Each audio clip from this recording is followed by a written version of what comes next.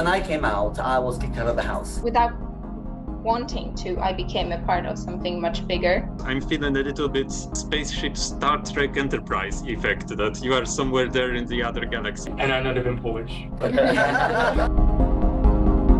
Welcome everyone to the Stories of Queer Poland event. Thank you for joining us and celebrating Pride Month with us. We have quite a diverse panel in terms of the background, not so diverse rainbow-wise. It seems like only gay men are available out there. I really tried to be a little bit more diverse. On top of that, one of our speakers, a female speaker, dropped out yesterday because she had to go to the European Parliament or something important. Victoria is not here, but we have Dennis who will represent her and the organization. And I not even Polish. Yes, we'll ask you about that in a moment. So yeah, let me introduce the speakers. We have online, we have Dr. Łukasz Mikołajewski and PhD student Michał Sobczak, who are from the Research Center for LGBT Identities and History at the University of Warsaw, where they focus on the individual stories concerning social identity within society. They recently published a book called Diaries of LGBT plus people, and two authors actually are with us today. And the book inspired the event. We also have Damian Domski, Dennis, I'll speak about in a moment, and Alex, who is online, who is also one of the co-writers of the book, yes. Great to have you here. And next we have Nathan Hromik, who is, well, many things. He studies psychology at King's. You just graduated. Yeah, I just graduated, yeah. Yes. And also sociology at the University of Warsaw. He's also the president of the Federation of Polish Student Societies in the UK, representing over 9,000 Polish students internationally. I believe you've also had a visit to the Parliament. Yeah, last week we visited European Parliament as well. Yeah. Excellent. We have Robert Lapinus-Morgan, who is a multimedia artist and LGBT plus activist. He started the Love is Not an Ideology movement with an exhibition in London last year, which was actually endorsed by Sharon Stone. He's done shows with Mason Storm, Mark Quinn, and Connor Brothers, and more. And we also have Dennis Budak, representing Wiktoria Magnuszewska and Lex Q organization, where they both work. Would anyone like to add anything to the introduction before we start with the questions? So I'm Angelica. I'm the founder and CEO of Rainbow After Rain Foundation, and together with Proudly Kings and KCL Polish Society, we co-organized this event. So thank you everyone for joining us today. So my first question is to Łukasz, and it's about the Research Center for LGBT History and Identities. I was really happy to find out that it exists. It has since 2019. And I just wanted for you to tell us a little bit more about its work and purpose, and what are you currently working on?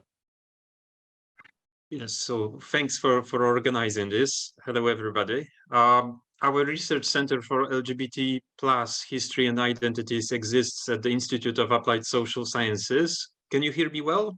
Because I'm feeling a little bit spaceship Star Trek Enterprise effect, that you are somewhere there in the other galaxy, but okay, I'm happy. So in any case, we exist at the Institute of Applied Social Sciences at the University of Warsaw, that has a long history of doing gender studies and queer studies.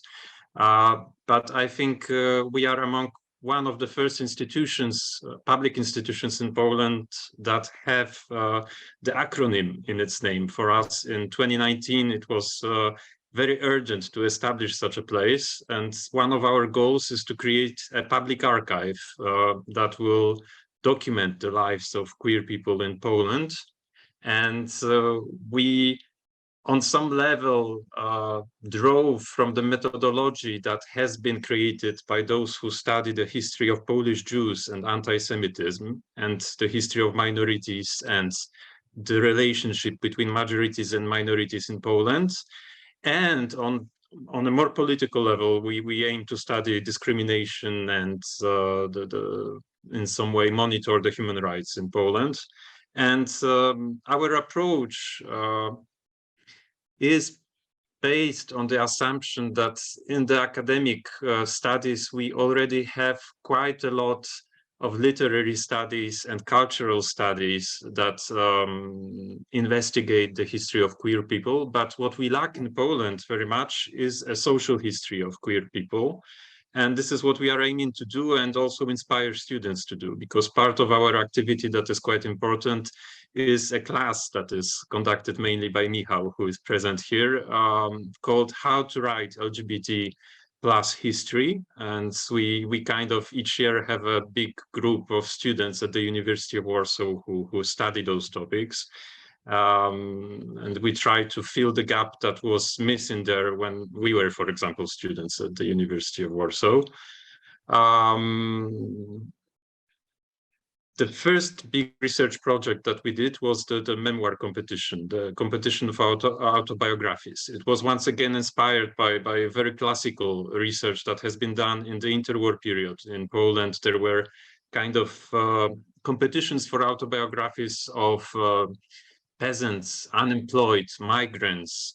On the other hand, the Jewish Historical Institute in Vilna was also organizing competitions for autobiographies of Jewish youth. And that was our inspiration. And when on the 1st of June 2020, we organized the competition for autobiographies, we weren't so much aware that we are announcing it just 2 weeks before the beginning of the presidential campaign and a very, very homophobic and transphobic period.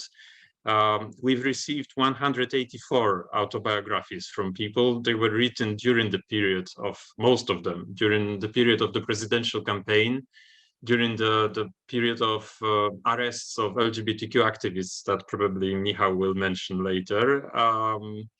And during women's strike, and it kind of gave the focus and cast a sharp light on how people were willing to sum up and write their stories, share their stories with others.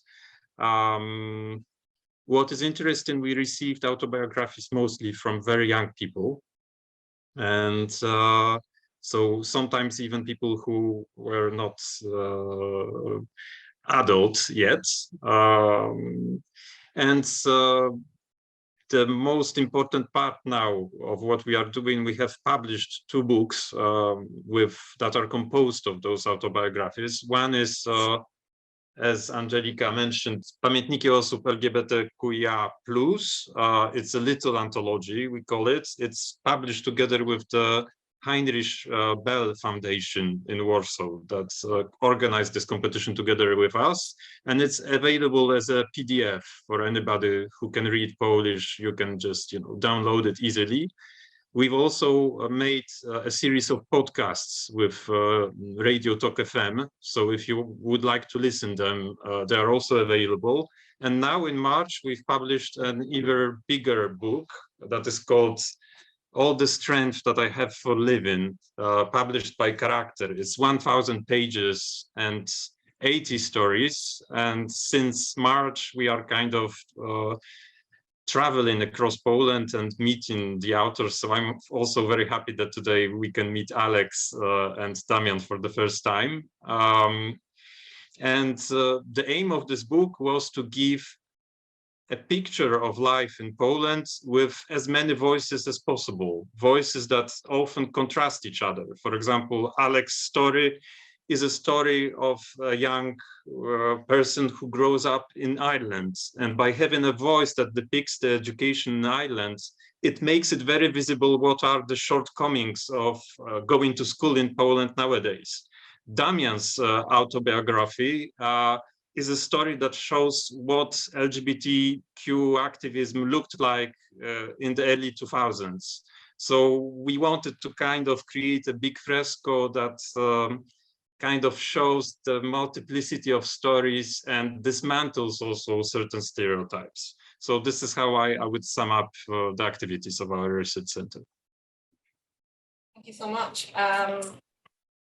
Around the same time when you started collecting your stories, our foundation started existing. And I just, and like you say, it was around the presidential election campaign, and it was really homophobic and transphobic. And I was wondering how that has impacted the book and the project, the whole project, and the sort of interactions that you've had with people. And do you think that almost, you know, invited more people to share their stories as well? Would you be able to tell us a bit more about that, maybe, Michał? Yes, hello everyone, thanks for having me, and I'm glad that I am invited here. Well, to answer this question, I will start with a brief overview of summer 2020, and then I will move to the general conclusion that are revealed in the books we have published. When we announced the competition in June 1st, 2020, the dominant topic in the public sphere was the COVID-19 pandemic. However, it quickly turned out that one of the leading motives of the presidential campaign of Andrzej Duda, who won the elections, would be organizing hostility around non-hetero and non-normative people. At one of the election rallies, he said, "We are being told that they are people, and this is just an ideology." And he added that we will not allow our children to let astray. The homophobic and transphobic campaign has also unveiled a new face for the LGBTQIA+ community. The voice of the young generation resounded loudly, refusing to continue living in a fear and hopelessness. I have to share the events of the night 28-29 July, when members of the collective Stop Bzdurom, which I can translate as Stop Bullshitting, placed rainbow flags on the Warsaw monuments, including those of Nicholas Copernicus, the Warsaw Mermaid, and the Jesus Christ on the Krakowskie Przedmieście, which is a very prominent street in Warsaw. The action of hanging rainbow flags was accompanied by a manifesto of the collective, a perfect testimony to the language anyway. In the following days, rainbow flags appeared in dozens of monuments in several Polish cities, including Poznań, Kraków, and Wrocław. They were hung by people not affiliated with the collectives that carried out the 28-29 night action. Placing a rainbow flag on the Christ monument provoked an outcry from right-wing circles and a reaction from the authorities, who considered the action of the collectives to be a crime under the existing paragraph in Polish law on offending religious feelings. Polish Penal Code says, whoever offends the religious feelings of other people by publicly insulting an object of religious worship or a place intended for the public performance of religious rites shall be subjected to a fine, the penalty of restriction of liberty, or the penalty of deprivation of liberty for up to 2 years.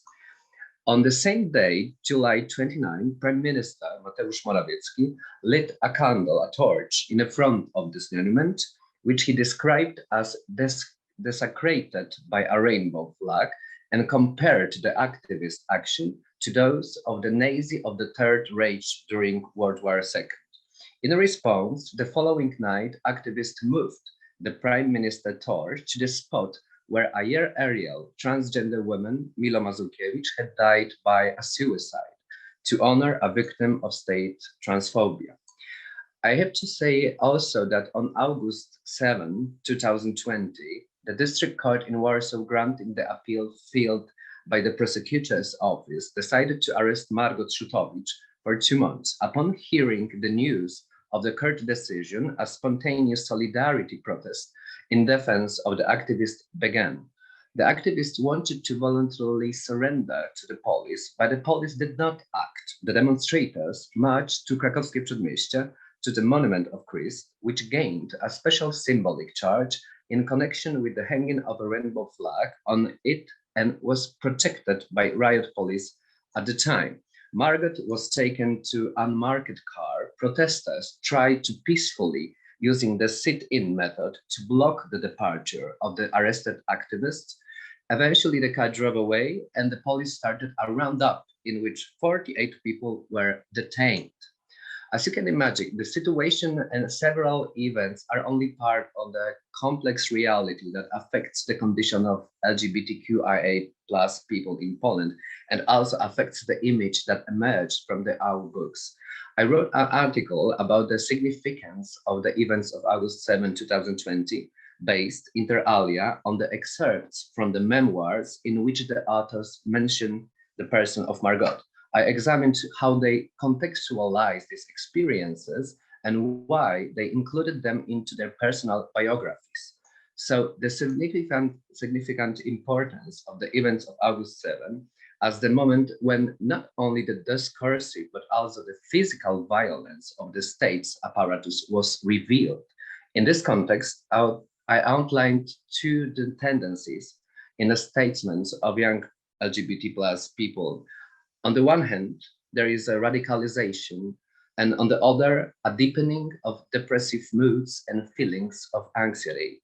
When authors introduce the figure of Margot into their biographies, it is usually accompanied by two affects, which, one after the other, from a trajectory revealing the new energy. The first is empathy, which becomes the catalyst for an awareness of persuasive repression. Margot is recognized as someone who finds herself in the same situation as the author, exposes the violence of state homophobia, and takes on the consequences of dissent. The second is the broadening of the horizon of concern and the radicalization of the views.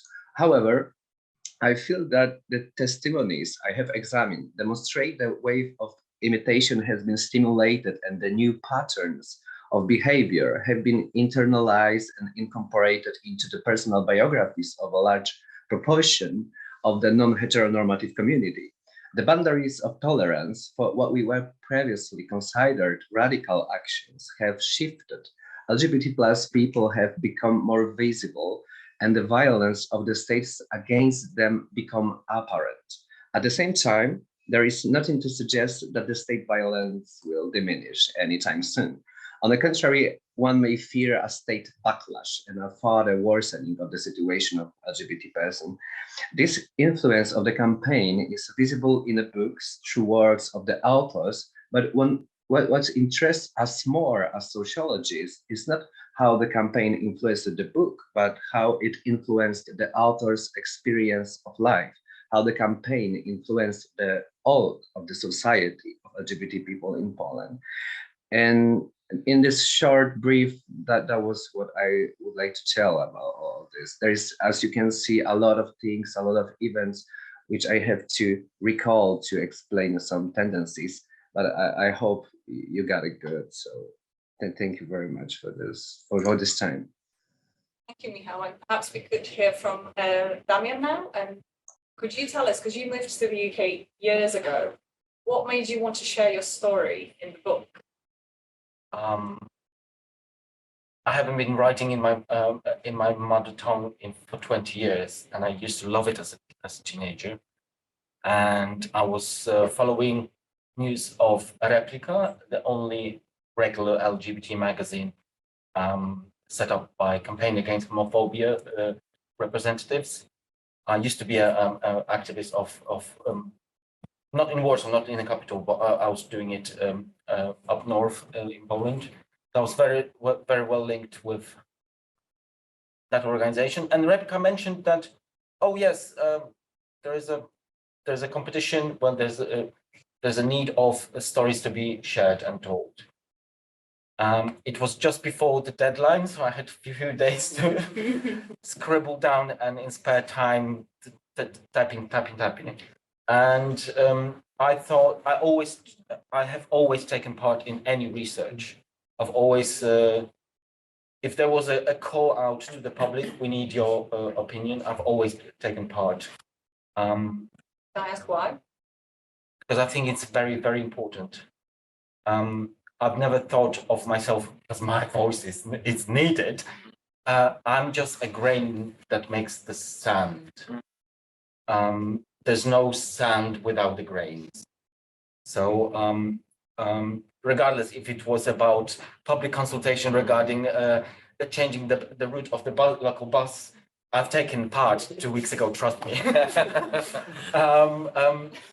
So I thought, I've spoken with Bożena Kev, who's my very close friend.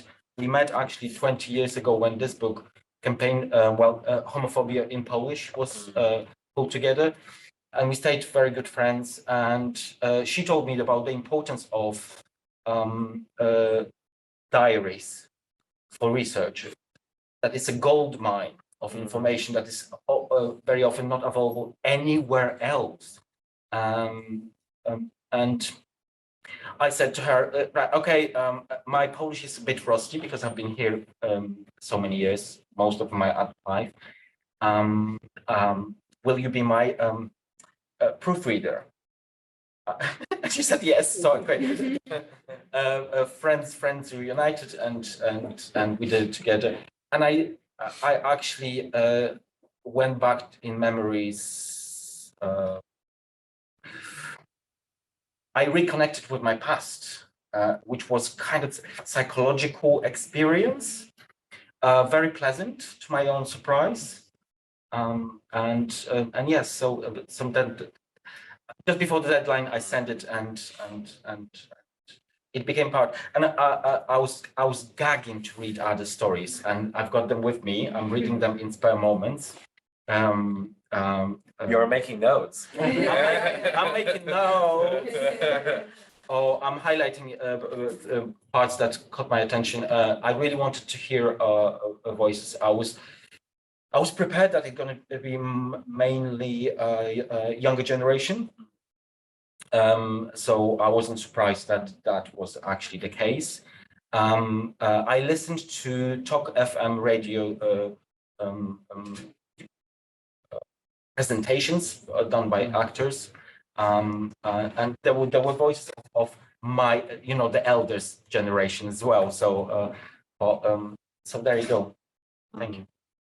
And Alex, could you share about your story and what impact sharing it has had on you?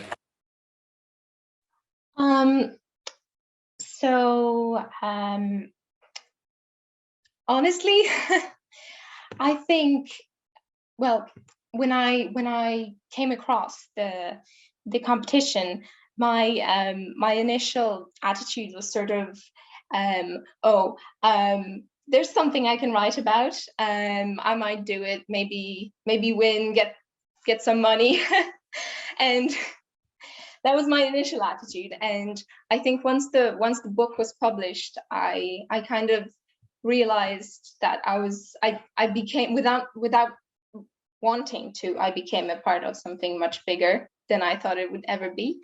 And I'm very proud of that fact, and I'm very proud of the other authors for sharing their stories. And I think that I'm hoping that someone will read my story and maybe relate to it and think, oh, there's something of me in this. I was like this, or I am like this, and hopefully feel better about themselves and about what they're going through. Yeah. Thank you so much. I think it's such an amazing piece of work that you've done and put together, considering that the LGBT plus history has pretty much been erased. Yeah, and I'd like to move to Robert. Could you tell us more about the Love Is Not an Ideology movement and why you decided to kick off that project? Sure. So Love Is Not an Ideology was initially an art show that I wanted to organize to raise some money for Znaki Równości in Poland. Because actually at the time I didn't even know any charities in Poland. I was like, I want to do something. And I kind of did a bit more research. I've reached out to some of my friends back in Poland. They told me this is a great charity. I've sent out a little open call to my friends artists. I was like, oh, I'm doing this little thing. who wants to be involved? And I got like hundreds of messages. It was like, oh my God, let's do it, let's do it. And it literally went from like, oh, let's do like small pictures in a cafe to like, yeah, just people sending out messages like all over the world. We received some pieces from like Netherlands, there was like just crazy, amazing response. And funny thing, actually, majority of the artists who wanted to be involved were not from LGBT community. They were the allies who were like, honestly, like, fuck this shit. Like, I don't want to allow this to happen. And I want to show everybody in Poland that it's okay to be an ally, that it's okay to show support without tarnishing your name. In fact, actually, this is the other way around. The more support you show, the better person you become, and the better publicity you get. And so we started organizing the show, and then obviously COVID was not very helpful because the first place we had closed down because of COVID. So then we had another place wanted to do it for the Pride as a kind of a Pride action. Then Pride got cancelled. They cancelled on us. Then it was just like, oh, that's not going to happen. And so in the end, we found this gallery who not only helped us with this, but they also donated like some prints from Andy Warhol to it. And it was just like incredible, like how much help we got. And then one of the person who helped me a lot, turns out like he works with Sharon Stone. So he sent her like message like, look, we're doing this thing. I was like, oh yeah, totally. So she kind of started sending out messages on Twitter, sharing our posts. She sent us like this photo with a quote that we could use, the public publicity statements. Then we got a video message from Alek Mapa, who's this huge kind of a comedian and LGBT activist. So suddenly it was like, oh my God, how did this happen, from such a small idea? So in the end, like we raised some money, and it kind of started becoming more of a movement rather than just an art show. So next year we're trying to do another show. We want to collaborate maybe with some gallery in Poland as well to maybe get some help from artists in there. Want to also get noticed, but also want to do something and maybe do like a double show at the same time. So we're kind of still in thinking of how we're going to organize that, because it's a lot to consider if you're not living there. But it just became like as I said, looks like my friends, like you only need one match to create an explosion. And sometimes you think you're not able to do much on your own, but you'll be very surprised how many people will stand by your side and go like, you got this. Well, we're here to help you. And most of the time it's people that you would not expect. So I kind of want to transfer that into Poland as well, just to help people realize that it's okay to be an ally. It's because, to be honest, the political community in Poland it must be very, very tight and strong, and I can see how you all support each other. But that's not enough. It's not enough, because it's literally David against Goliath. So you need to have a bit of more of an army behind you, and the allies will make up for the majority of the country. So I think this is a really good angle that apparently I can help because it kind of worked over here. So maybe this is something that we can try to work with, I don't know, some artists over there, or maybe some business owners who suddenly can help us with things, small things, but bit by bit, to kind of create something a little bit more substantial to help the community there. The exhibition was amazing. It's actually how we met. Yes, exactly. Yes. Yes, and I wanted to ask you, because you grew up in Poland but moved to London at the age of 20. Yes. After you came out, and that wasn't received very well. Yes. What was that like for a 20-year-old? I mean, to be like, so when I came out, I was kicked out of the house, and I mean, like, literally, like, get out now. Thank God I had friends who were very helpful and kind of wanted to help me, but at the time there was, for me, nothing to lose, and I couldn't really stay in Poland because at the time then everybody found out I was gay, so it I wouldn't be able to get a job, wouldn't be able to kind of like live happily. So I could, I don't know, move to Krakow, Warsaw, and be homeless there and hope for the best, or could move to London and be homeless there and hope for the best. At that point, there was not really much of a difference. And I figured, what if I you know, like this could be my big chance to do something that I've always wanted. And I had a friend over here, called her, you know, like, oh, Baga, you know, you always said I can always visit you in London on Wednesday. and I literally just packed up like the few things that I had. I had about 50 pounds in my pocket. I just came to London. And yes, you know, so funny thing actually that for many, many years, I haven't spoken to my parents like at all. And I haven't actually spoken to my father since, and now he's dead, so can't even, you know, do much. But with my mom, actually, we've managed to reconcile, and you know, I visit her, you know, I support her financially because she's kind of gone through some problems herself. So it's a bit of a, you know, like obviously it hurts until now, you know, and it's one of those things that I'll forgive, but I will never forget. But at the same time, like, yes, it made me stronger. Did I have to be that strong? No, not really. But maybe without what happened to me, I wouldn't be able to, and maybe, you know, think about life a little bit selflessly on occasion, because I wouldn't really have to think like, oh, what about other people who need some help? Because, you know, if you never really needed that help yourself, you don't really think of it. So I kind of, you know, and I also knew that for my mom, losing a child also must have been really bad, because my father was very abusive. She was very scared of him.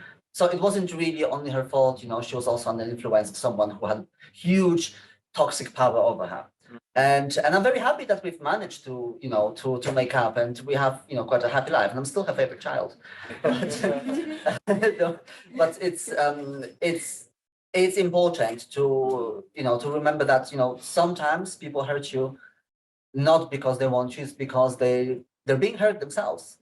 And, you know, there's always, you know, lots of sides of every story. And the question is that when my father died, actually he tried to call me, and I just told him horrible thing on the phone. And then he died right after that. So I always have to live with the moment that he tried to apologize, and I literally told him, go to hell. And probably he did go. But I have to live with that. So I want to live with the same thing with my other parent. Was it worth it? No, not really. You had to hear that.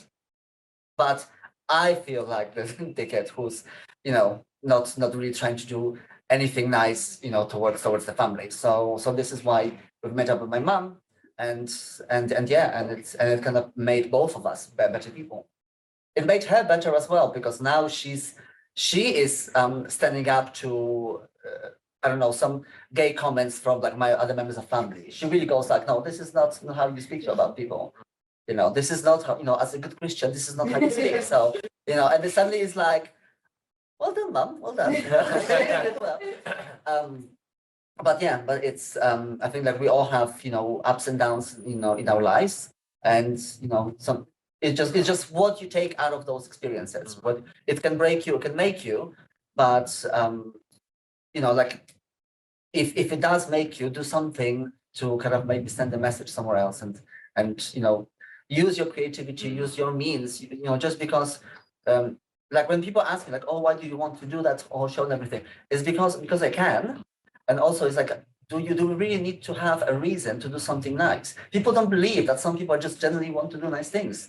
They always think, oh, like what's your angle on this? It's like, no, there's no angle. I just genuinely wanted to help somebody who might need help because I can. Thank you so much for sharing your story.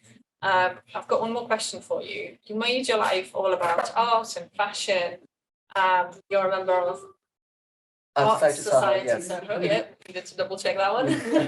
Talk to us about queer creativity and what role has that played in your queer journey? Yeah, and the funny thing actually, it's Art Society Soho is not necessarily a queer collective. It was based in Soho, which obviously is famous for you know, as a safe space for us. But it was a very big collective. It was very diverse of people who are artists who want to break the norm, who want to break the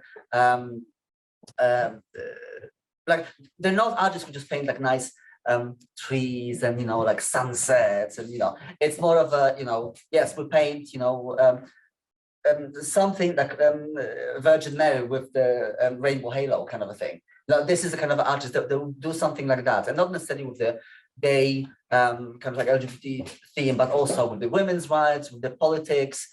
We even had one show that it was all about politics, and we got censored to the point where at night the place stripped it down, and they were like, "No, you're no longer allowed to because we got so much publicity." But then suddenly, like certain pieces came out live, and people were like, "No, you can't do that. It's a queen." It's like, well, yeah. And also, that was around time when there was a Brexit vote, so there was so many political statements in that show. But the amazing thing is, like, a lot of our artists that participate in Love Is Not Ideology show were from there. They literally, because obviously it hasn't really been active because of pandemic. But as soon as I've done this, it was kind of like, okay, let's do it again.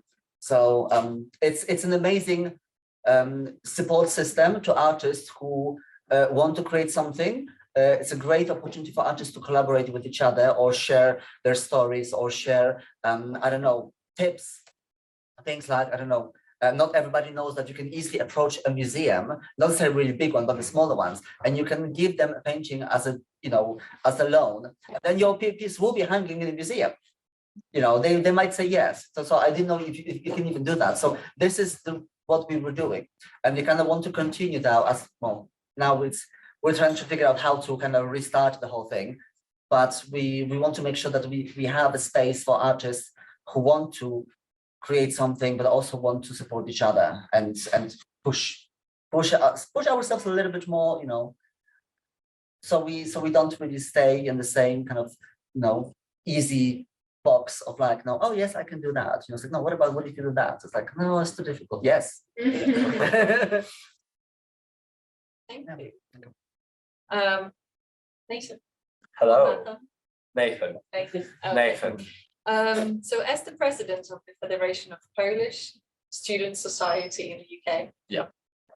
over 9,000 voices Yeah. you represent. I was curious about those voices and your role in amplifying them, the leader. Great question. Thank you so much. I just want to start with naming two things. First of all, your story. It just shaken me internally. I just kind of felt there's so many things that I can connect on personal level with you. So just great thing that you're sharing this. Literally, it has moved me. And another thing is that that's quite rare that to happen that one of my professor is at the same as the panelist as well with me from University of Warsaw. But I'm glad to see that University of Warsaw and my department that I studied as well does so many amazing things, which I think connects a little bit with what you have asked regarding those 9,000 Polish students across UK. I represent 4 countries currently. That's Wales, Northern Ireland, England, and Scotland. Since I took the office as a part of the democratic election that I has won as part of the Congress that took place of Polish student societies at University of Oxford this year, I started to travel across UK. So I went to Edinburgh. I have spoke to people from Glasgow, Warwick University, Manchester, London-based universities, as well as Oxbridge. So far, where we kind of try to collect those voices. We try to really connect with the people. I think the aim of Federation is to kind of enhance the collaboration between those students, between different societies, kind of trying to represent what they are standing for, what are their perspective from like sort of more like a global detached perspective on the things that are happening in Poland. Since I came to UK quite a while ago, because I actually been in Manchester before in the college, a lot of things has happened in Poland. Law and Justice came into the power quite a few years ago now. They, as a populist government, they have won the hearts of many of Polish people. And of course, one of the public enemy that they made is the group of LGBT plus people, as well as they have attacked women's rights and other sort of social aspects in the fields. It became quite problematic that they tried to sort of use those different groups as a scapegoat of what they are currently doing and what they are failing at, as a sort of so they can distract attention from problems such as inflation, which has not been addressed for many months, whereas tribal problems are being created just to sort of shift the public attention away from it. But answering your question directly, we run community consultations. So we are collecting qualitative and quantitative data from those universities, and we want to publish a report. We're in the process of gathering all of the public data under the information access request, but we're also traveling there to see those people, to connect with them on the kind of a micro kind of interactional level, to sort of see what they are thinking regarding how the society should operate, how federation should operate, and what sort of perspective or stand federation should have in terms of its values. Because federation, as a registered charity in the UK, cannot officially have a political standpoint of view, but that doesn't mean that we cannot have a values that we represent. And I feel like values-driven approach is one of the approaches that should determine my leadership style and and also the work of the 60 people that work under me currently in a variety of teams. So, for example, the other day we went to European Parliament to talk about Save EU petition that we have launched a couple of years ago as a part of our initiative to sort of ensure that European students can still benefit from lower tuition fees after Brexit. And this is a massive project that actually was debated in the Parliament.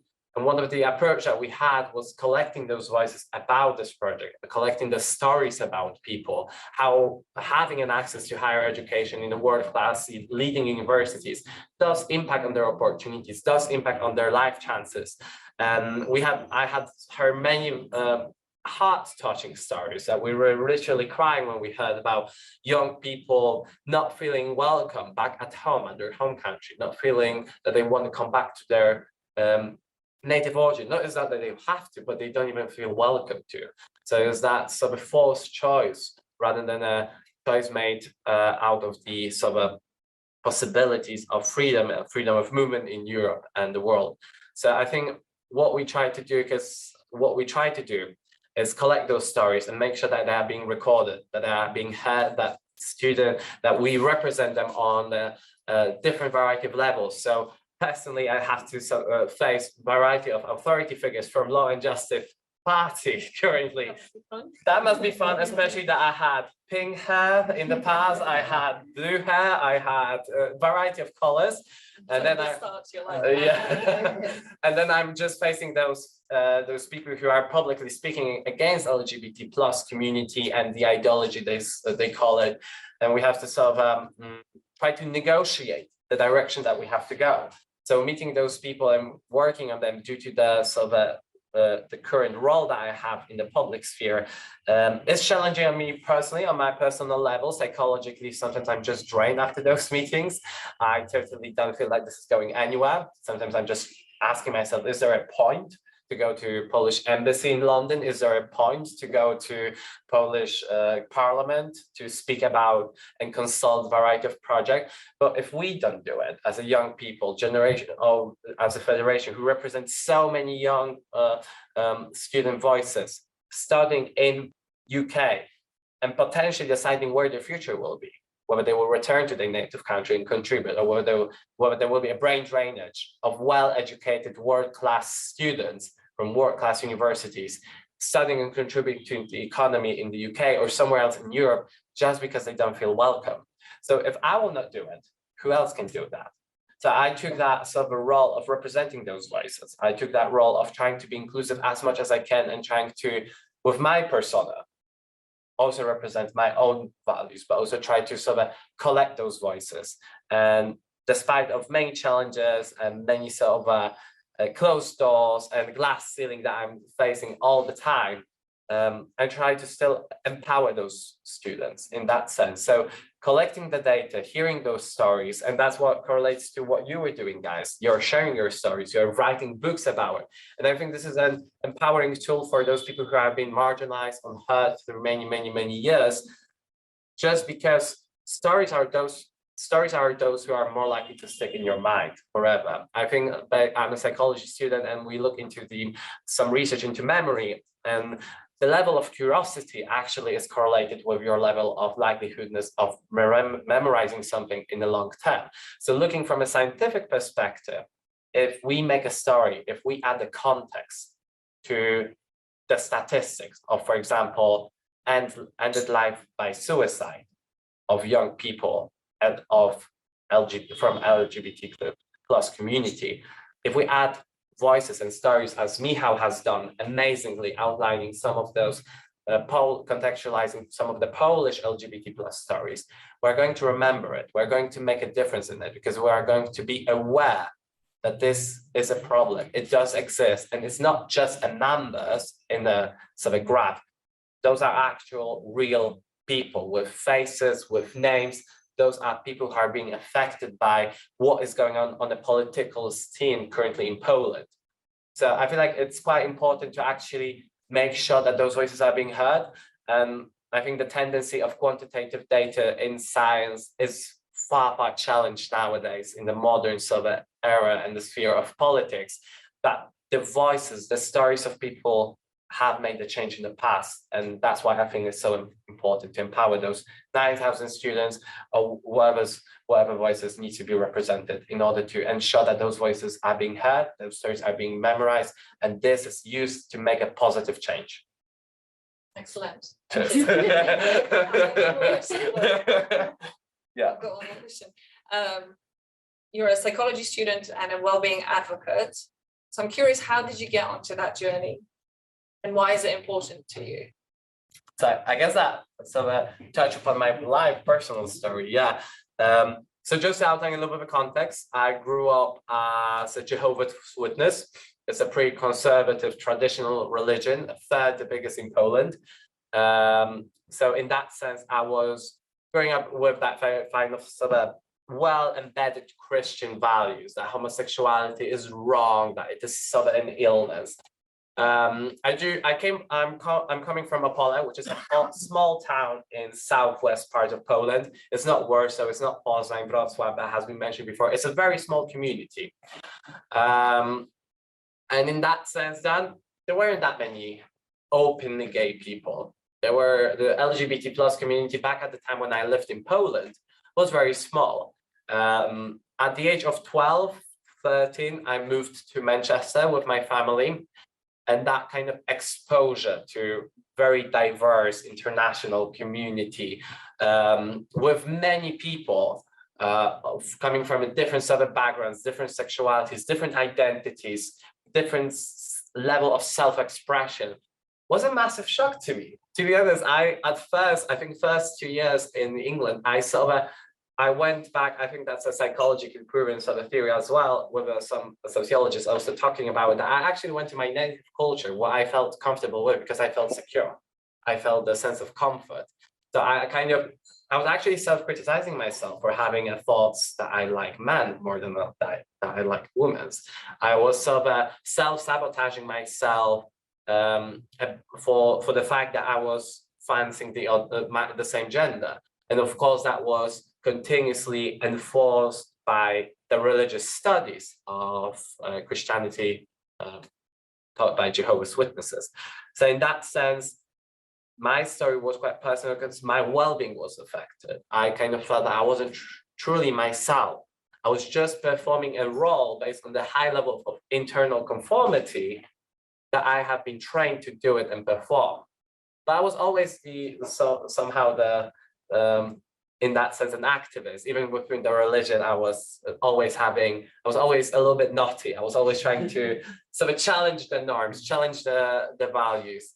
I was always trying to ask question why, understand the logic behind it, not just because it's written in the Bible, but why is that written there? What is the actual translation of it? I was trying to really drill into it. And at some point, despite of having 8 years of deep religious studies, I read Bible 4 times. I couldn't understand the reasons for some of those teachings about, for example, why homosexuality is not being tolerated. Because when you look at the original translations, the actual expression that are being presented in the Bible in Polish version or English are very different to the ones original.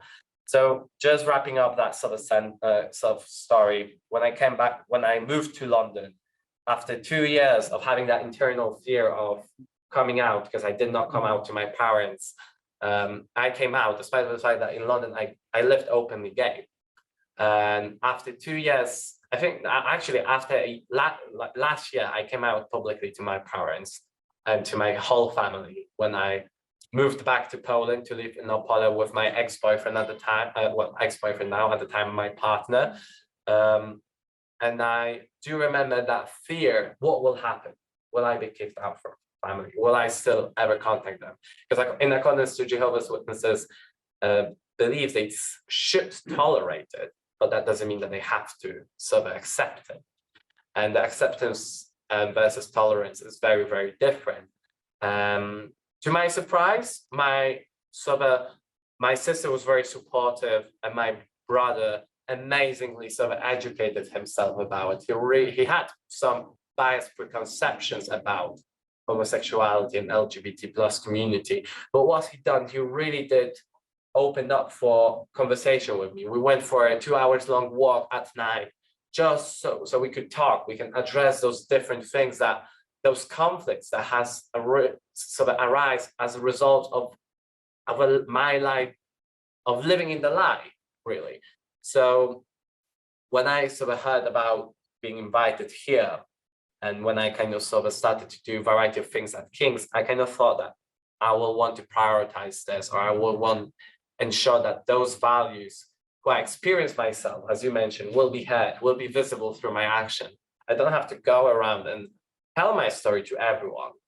But when I think there's a platform to do so in an inclusive, bless you, inclusive, safe environment, I want to do so, because I feel like there's a lot of people living in the religious institution right now. And I think that's a problem of Catholic Church. And I will openly say that and admit that a lot of the priests that are in the Catholic institutions right now do have, they do perform some gay behaviors in that sense. They see that as a sin, but they do it. And I think having the stories of people who came out from this context and feel empowered to sort of advocate for well-being, advocate for a variety of projects to do things, is actually to a certain extent empowering them. I hope, maybe that's a naive way of thinking about it. But in that sense, that's why I feel like I feel personally empowered, because I see that change. Like when I compared your story with mine, I do remember a lot of those fears which I had did resonate in your story, but they did not happen because I still have a contact with my closest family. Half of my family doesn't speak to me anymore, which is fine. They have a right to do so. I lost the contact with them, but I still think it's sort of that by the things that I do, I can still sort of be an example to a certain extent, or just to sort of show that we are making progress, and that what is in terms of tolerance, living in that sort of international context and traveling back to Poland for weekend-based university classes at University of Warsaw, joining the Pride, joining the in Warsaw, joining the different communities, different groups, speaking to people and showing them, you know what, this is sort of like talking about LGBT sort of related topics. It's fine. We should do it in a very inclusive, safe space. And I think Poland needs that open discussion regarding it. But that discussion needs to not be led by politicians who are very biased and they represent their self-interest. It needs to be conducted with people like Dr. Łukasz, who are specialists in the field, who have worked in the field, who know those people, who dedicated their career, their academic life and commitment to actually sort of study this and to be highly aware of all of those issue problems that are associated with LGBT plus and queer identities. And that discussion should be led in this sense. I hope on my micro level, I encourage that. Thank you so much. We'll move to Dennis, Yes. who is here to represent LexQ, which is a non-governmental organization concerned with fundamental rights. Yeah. And it's a collective, I believe, of artists and non-artists, activists use art as a form of disruptive art to advocate. And disruptive art is one of the things that, I mean, that's like the main thing right now. Victoria, I wish she could have joined, but she's now busy being nominated for the Future of Emerging Europe awards. Hopefully she will. Crossing fingers for I don't her. want to check my phone, but it might be announced, but we will see. I will tell Angelica and she might tell you. But a bit about myself, I'm sure you guys might be asking, what is this foreigner doing here? Especially I'm a UCL student, I'm a foreigner in enemy territory. So Welcome to the better university, King's College. Calm down. A bit of drama. We love that. I'm Turkish, Bulgarian, and Greek, but I was brought up in Turkey in a very, again, small coastal town that no one has heard of. But prior to coming to UCL, I have lived in that same town my entire life, and the only contact I had with Poland was my tiny Polish 6-year-old ballet teacher that gave me eating disorders named Grażyna. And I loved her so much, but she never really talked about Poland. So the day I moved to uni, in my dorm, I met a girl called Suza, and we became best friends. But how we met is such a funny story, because you were talking about something random and I was like, hi, I'm Dennis, like, where are you from? Like, what's your name? She was like, I'm Suza, I'm from Poland. And that was the week when all the major UK newspaper was like writing about like Poland and abortion. Like it was like a year and a half ago. And I mean, because it was so relevant, looking back at it, it's a bit offensive, but I said, I'm so sorry. When she said, I'm from Poland. And then she was like, oh yeah, I know, where are you from? And I said, I'm Turkey. And then she was like, I'm so sorry for you too. This is a nice story because I think it like perfectly exemplifies why I joined LexQ in the first place. I mean, obviously, I don't want to invalidate any difficulty facing Poland, but Poland is in the EU. And you know, it's a slightly more progressive society than Turkey. So instead of like being in contact with my friends in Turkey and, you know, like hearing about their stories with getting arrested or being fined because they tweeted something very minor, very seemingly non-problematic about a government official and being fined, like the level of difficulty they face is a bit more direct. I mean, obviously Victoria's girlfriend during one of the demonstrations was detained as well. So I know that it's pretty similar in Poland too, but I think there is more hope. I see more hope, a sooner outcome in Poland. So right now I wanted to join LexQ and help Victoria. Basically, we're a bunch of activists, everyone does something different, but mainly right now we're working on a documentary with a twist. I mean, I can't talk much about it, but basically it follows Victoria and Morawiecki's nephew. You know him, but it follows them in their like basically in their day-to-day lives as activists and as teenagers living in Poland. But it's like, I don't know if you've seen Inventing Anna, but it's a bit like that. It's like a real event, but with a few twists. I don't know if that was the best analogy to make, but so I mean, what I'm doing there right now is it's a bit more I don't want to use the word strategic litigation, but we're trying to we're currently in contact with 2 law firms, and we're trying to get lawyers on our side to potentially try to address a few of the issues in an international / European court. For example, Lex Charnek, obviously, by the looks of it, it's not gonna, the likelihood of it succeeding in court would not be super high, but I'm a law student, that's why I'm focusing on that aspect. But I mean, everyone is doing everything. We don't have like a hierarchy.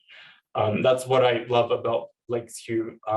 But yeah, like I said, the litigation itself is not going to be, it's not going to invalidate a law, or it's not going to, you know, like be a major thing that will alter this aspect of like this Polish bill, or, you know, but if people see it and if people know more about it, and especially see it in court, especially other European citizens can then see, you know, like then what's the problem if like our courts cannot support or cannot protect the rights of people that are being discriminated against like directly.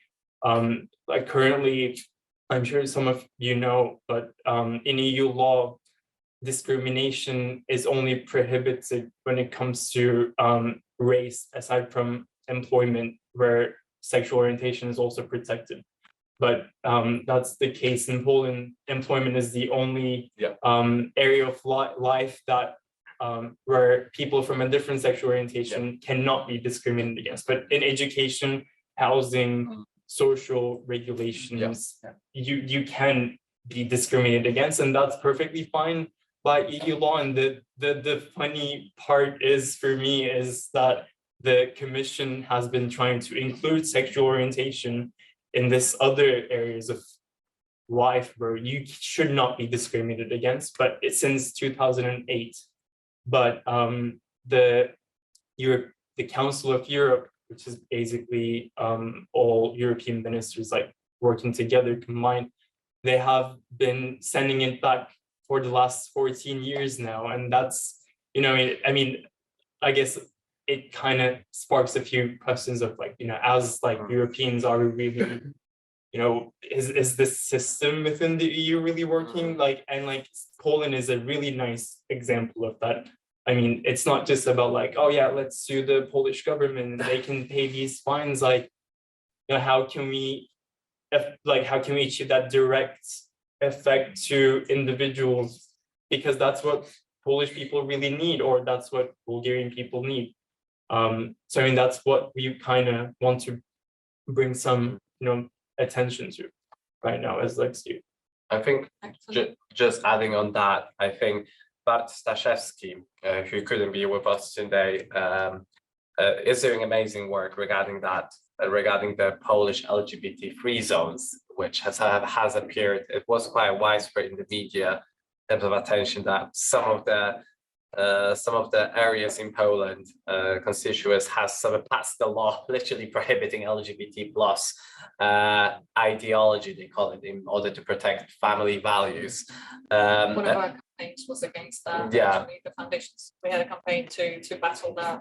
Yeah, absolutely. And I feel like what he's done, and I think this resonates nicely and is parallel to what you're saying here.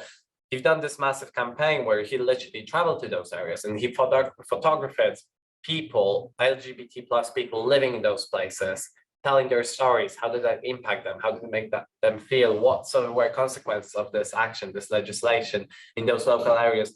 And as a result of his campaign, that got international recognition and was presented in a variety of places around the world, not only in Europe, but also in US, Australia, Asia as well. He actually managed to encourage the European Parliament to pass a resolution that the whole European Union is a LGBT plus friendly zone rather than LGBT and not friendly or like a LGBT freedom zone, which I think is a very symbolic act.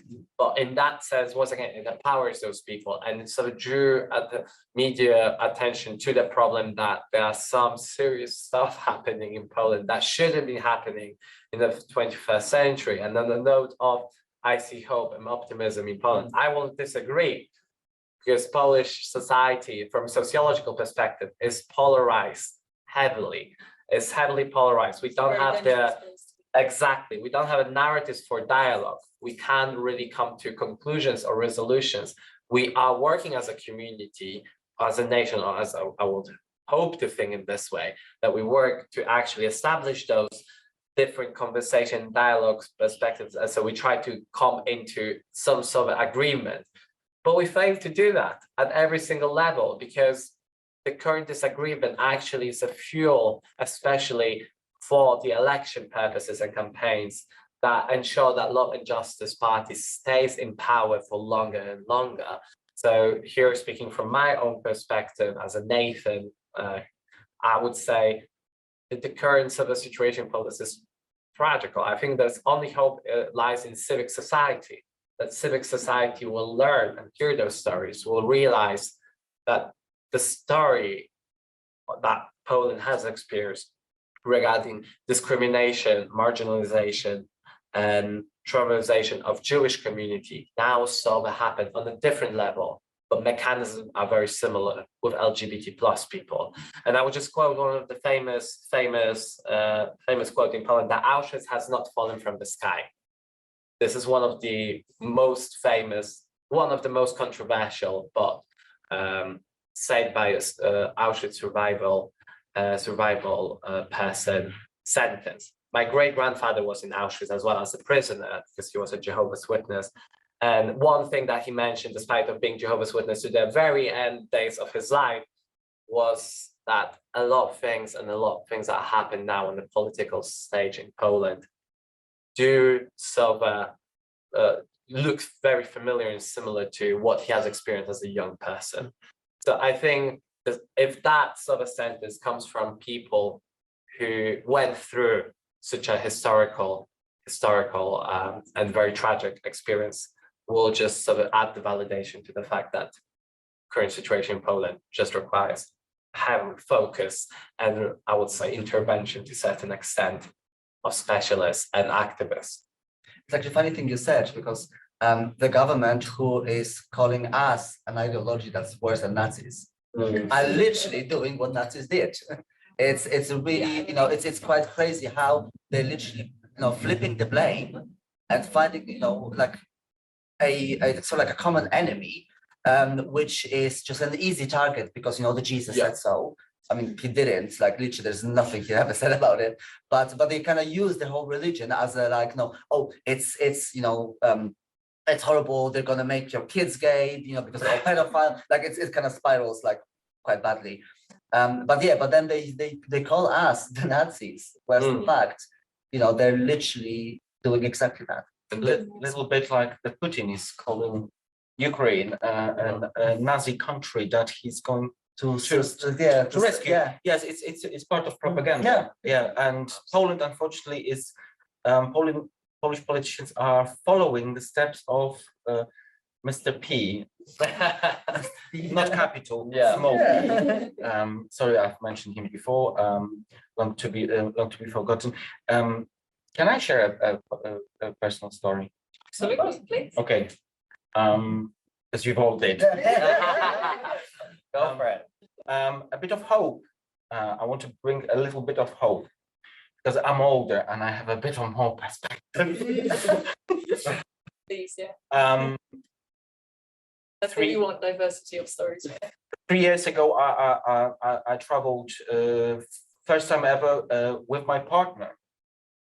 Not Damien, don't mention the gay word.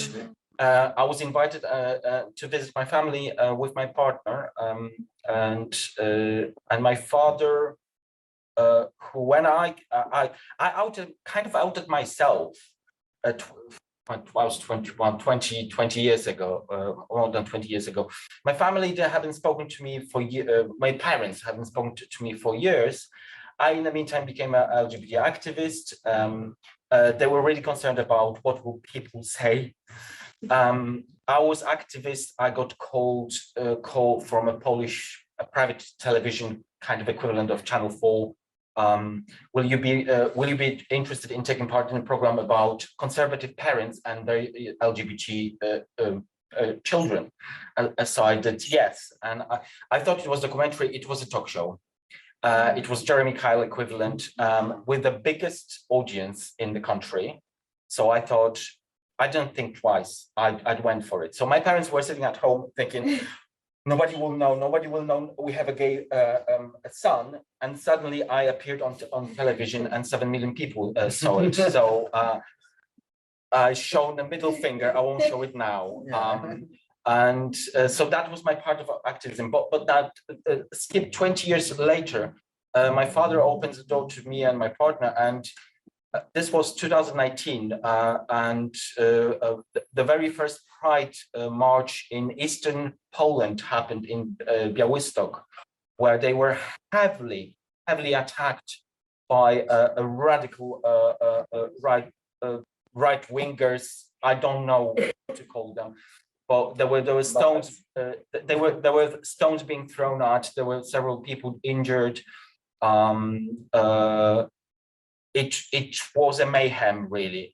A lot of people mentioned that used the word pogromy, which was the kind of like a group insult on Jewish people back many decades ago, and suddenly the representatives of traditional family values back in people attacked LGBT people and their supporters, peacefully marching through the city.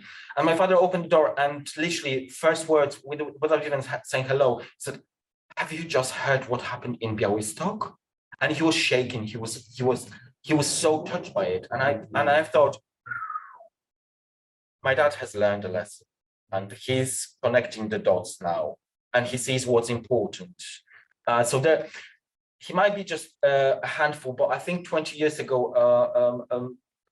many people would completely ignore that fact. But there's more and more people who are more educated, like the brother you went for a walk. So, and we are part of this. This book is part of educating people, trying without boring them to death. Yeah, that's it. So I'll zip. We just.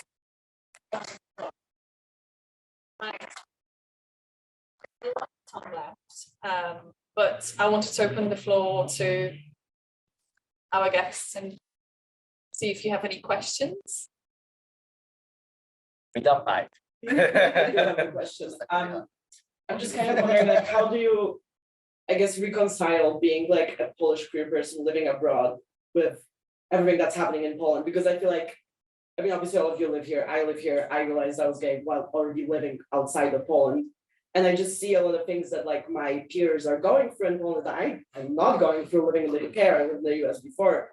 And I feel like a lot of people, I mean, I don't know, we kind of have this like guilt of like not having to go through the same things that people in Poland are going through. So I'm just wondering, like, what's the reconciliation of like trying to do something to make Poland better, but like also like living a very like open and happy life, living in a society that's like obviously not perfect, or like, I mean, there's a lot of shit going down in the UK right now, but like better than Poland. So I'm just wondering, like, what's the, I don't know, how you feel about that.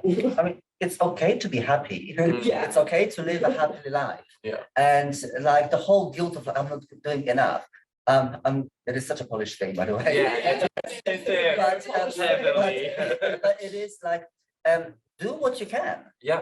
Look, you because you're not going to change the small, the world with all on your own. But do that one thing that you can that will make a difference to one person. Yeah.